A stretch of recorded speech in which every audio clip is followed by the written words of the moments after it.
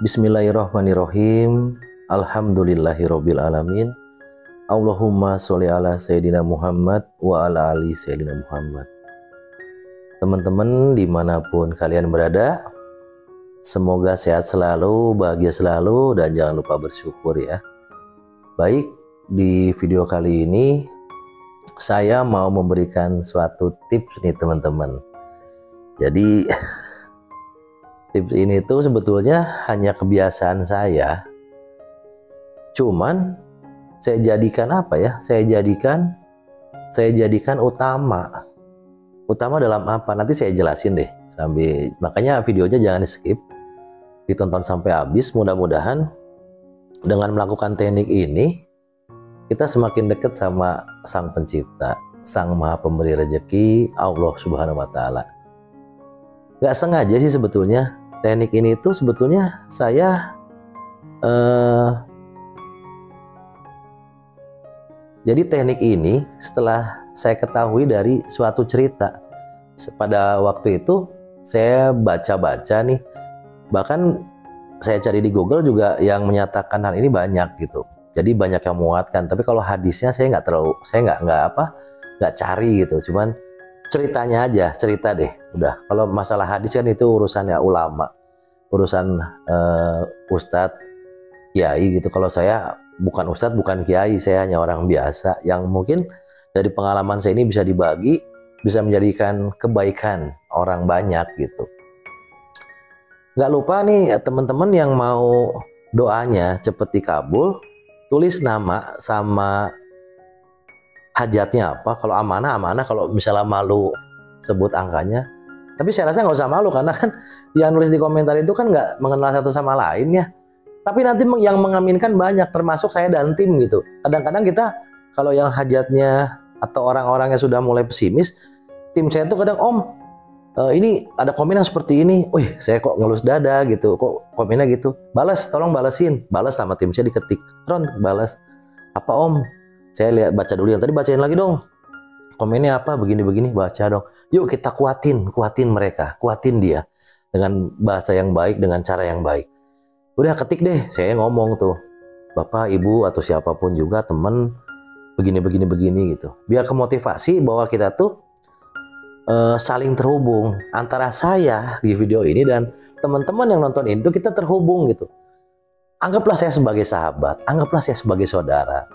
Jadi kalau misalnya mau komen sebanyak-banyaknya namanya silakan, insya Allah ya kita selalu doakan gitu sama tim-tim ini, selalu doakan gitu. Yuk doain yuk, mudah-mudahan hajatnya dikabul. Karena apa?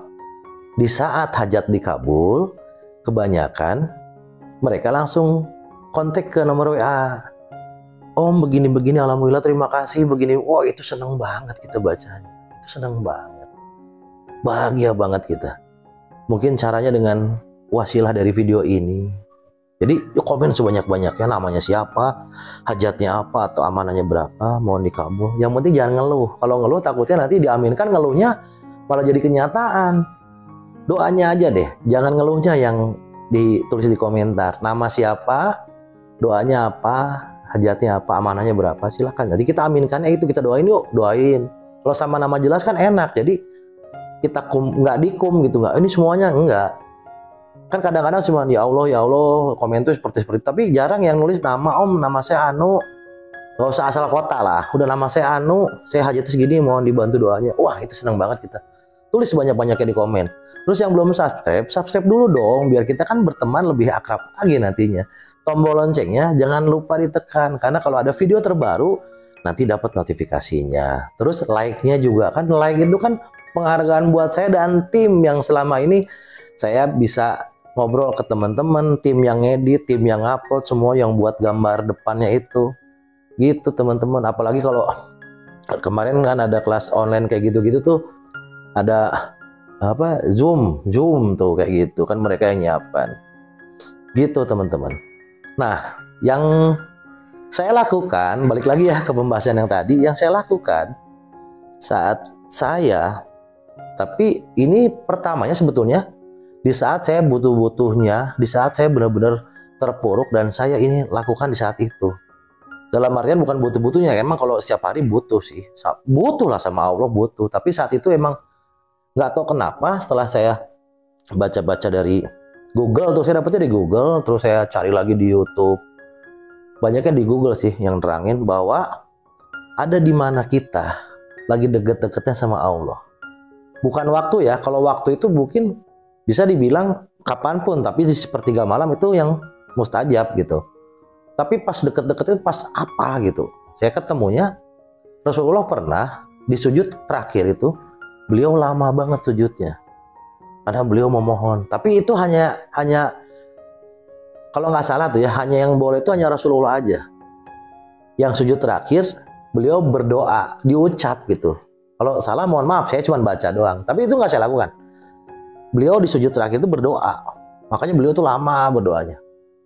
Berdoa diucap. Kalau katanya sih kita mah nggak boleh. Kalau kita manusia biasa tuh nggak boleh. Kita kan hanya umat gitu. Nggak boleh. Kalau mau ya di sujud terakhir kita berdoa tapi dalam hati, jangan diucap. Nah, yang saya lakukan saat itu takut salah saya, karena saya mau nanya ke kiai juga nggak enak gitu, malu saat itu saya,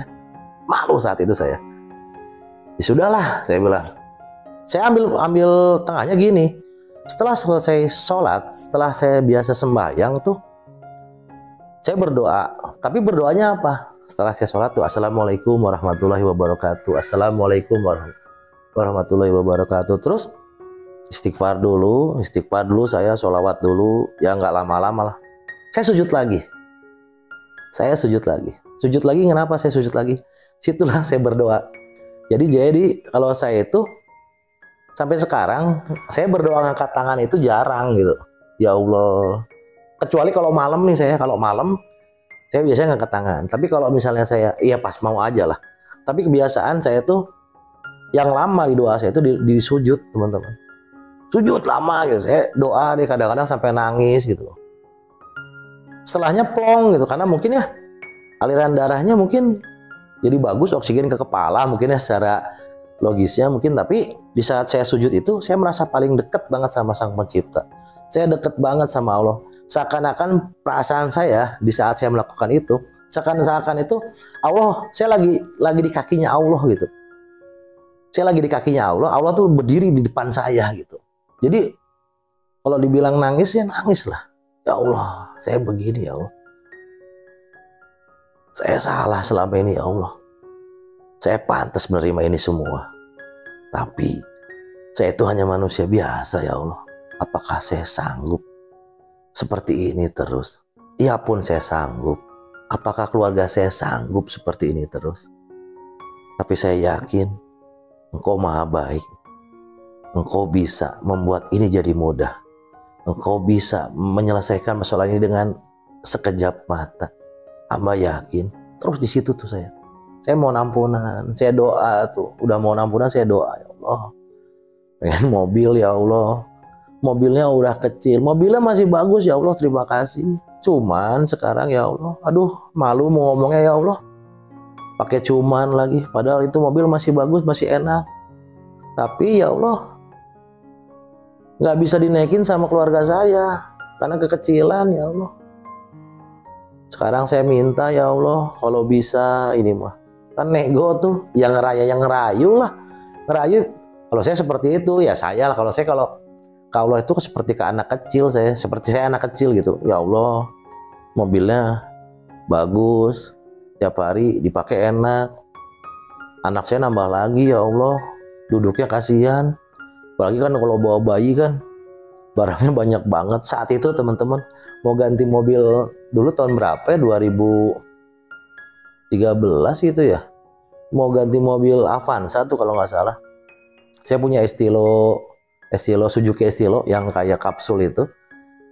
Di situ saya baru anak satu. Karena alhamdulillah istri saya tuh sama Allah dipercaya untuk hamil tuh kosong dulu 10 tahun maksudnya. 10 tahun kosong. Kita ya dulu kehidupan saya kurang bagus lah. Selama baru nikah itu kehidupan saya kurang bagus. Mungkin sama Allah ditunda dulu istri saya hamil 10 tahun biar saya mungkin mikir dulu, mungkin nggak apa-apa. Anak punya satu, begitu punya anak satu teman-teman, usia 7 bulan anak saya meninggal. Teman-teman. Ini saya sambil curhat.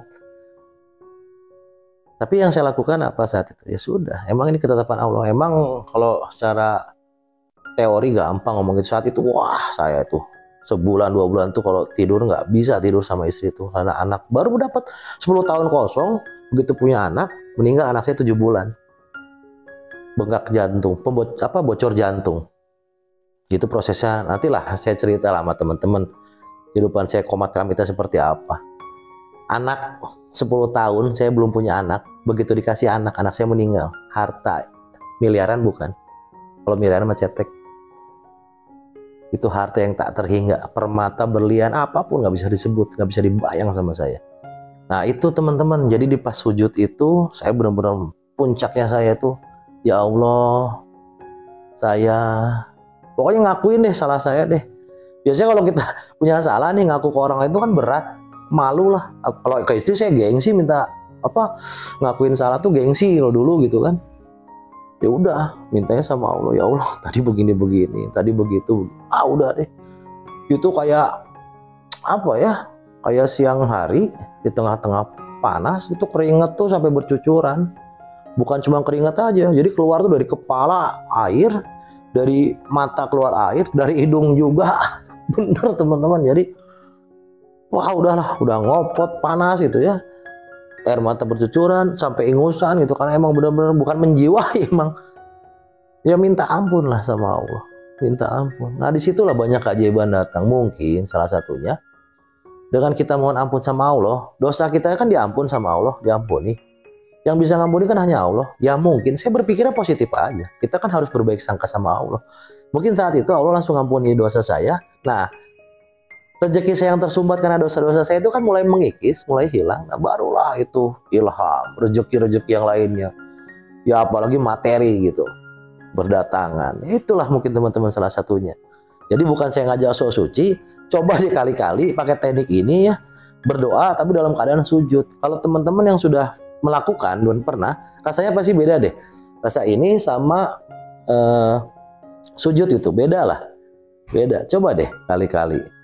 Kalau saya sih sekarang saya biasakan karena saya udah biasa gitu. Ya mudah-mudahan dengan teknik yang sederhana lebih kita tahu posisi kita tuh di mana gitu. Dalam artian siapa saya, siapa sang pencipta. Itu teman-teman, saya aplikasikan dalam hidup saya itu. Jadi ya saya tuh rendah gitu. Saya tuh makhluk paling rendah, paling bawah, paling hina, paling lemah. Saya lagi mohon sama sang pencipta yang menciptakan saya gitu. Saya di kantor aja ada etikanya sama atasan, terus sama senior, sama saya di kantor aja sama atasan, itu kan ada etikanya, etika berbicara, etika berhadapan gitu kan. Lah ini kan sama yang menciptakan atasan saya, berarti kan tingkatannya lebih tinggi. Masa iya gitu, saya harus meninggikan dada saya gitu? Enggak kan.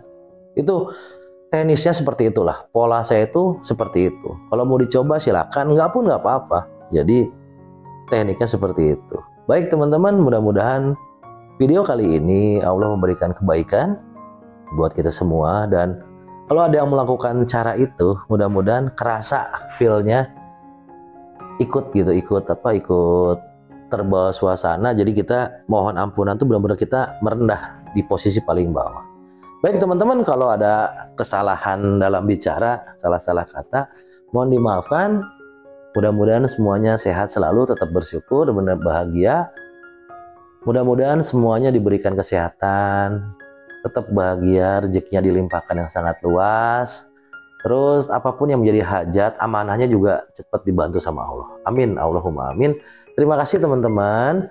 Wassalamualaikum warahmatullahi wabarakatuh.